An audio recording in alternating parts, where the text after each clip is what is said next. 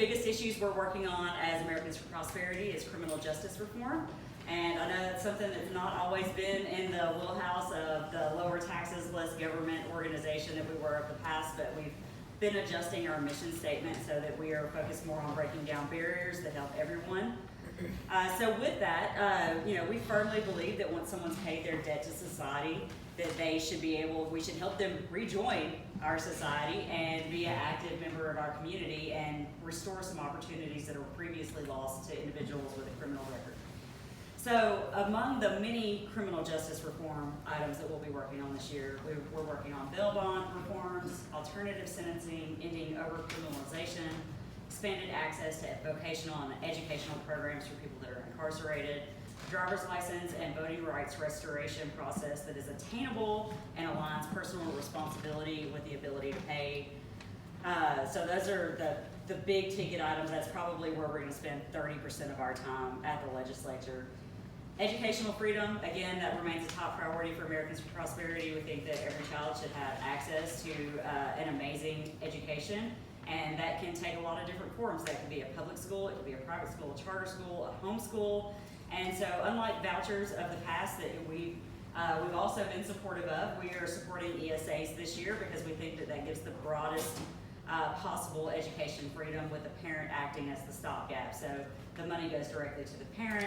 The parents are able to select either a different public school, a different private school, charter school, or even use it possibly in conjunction with the public school for additional tutoring services or homeschool curriculum.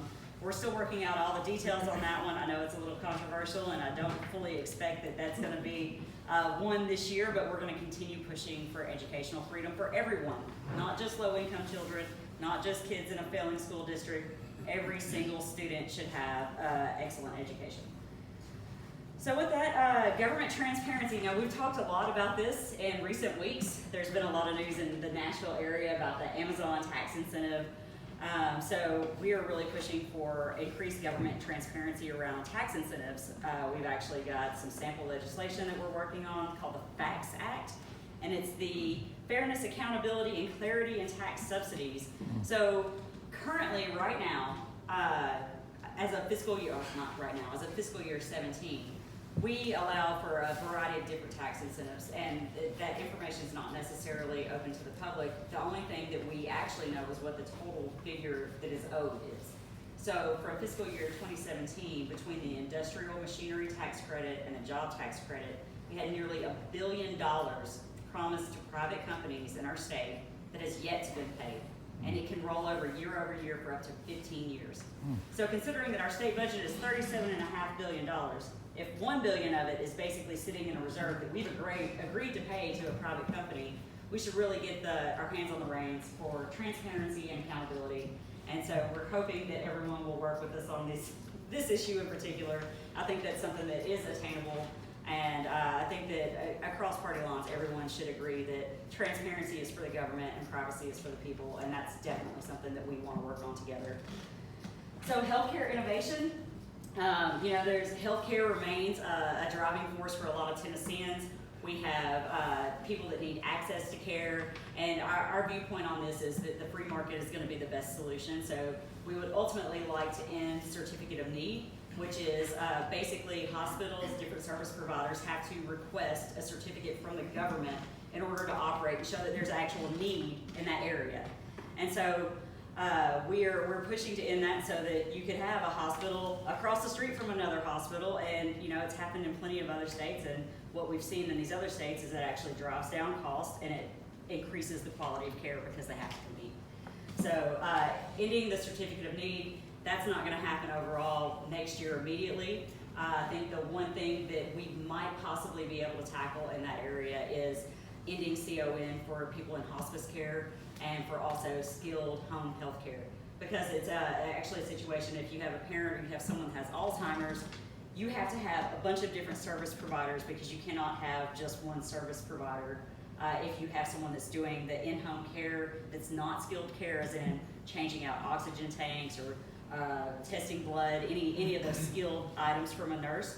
So there are plenty of companies that offer both, but they can't get approved in multiple areas of the state to be able to do both things. So that's one of the areas that we're looking at. I think it's really important.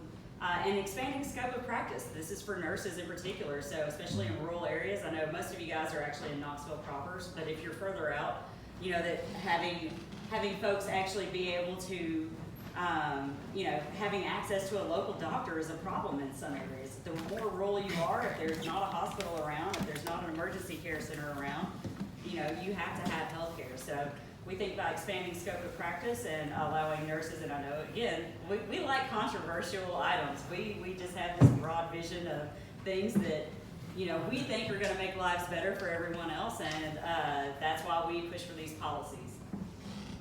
And then, of course, our bread and butter issues, economic freedom and opportunity. Two big issues is repealing the professional privilege tax.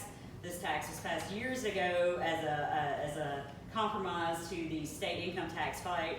There's still a handful of professions that pay $400 tax annually, whether they practice or not.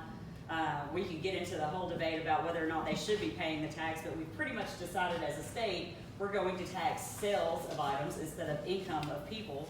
And that is like the one last part, aside from the whole income tax, which is being phased out, that needs to go away if we're going to go with a sales tax based economy. And then repealing of the amusement tax. Has anyone ever heard of this? Yes. Oh, okay, great. Well, so the amusement tax is basically, it's an additional tax that these small businesses pay because their gyms are not 15,000 square feet. So if you're the YMCA, your gym's 15,000 square feet, you don't have to pay this tax. Your customers don't have to pay this tax. But if you're a small gym like Pure Bar, Orange Theory, it's your bill. Great, even better. And so if it's one of these other smaller folks, then they have to pay this tax. It's not right, and it's an unfair burden on our small business owners. So with that, I know Representative Dunn actually has to leave first, so I'm going to kick it on over to you.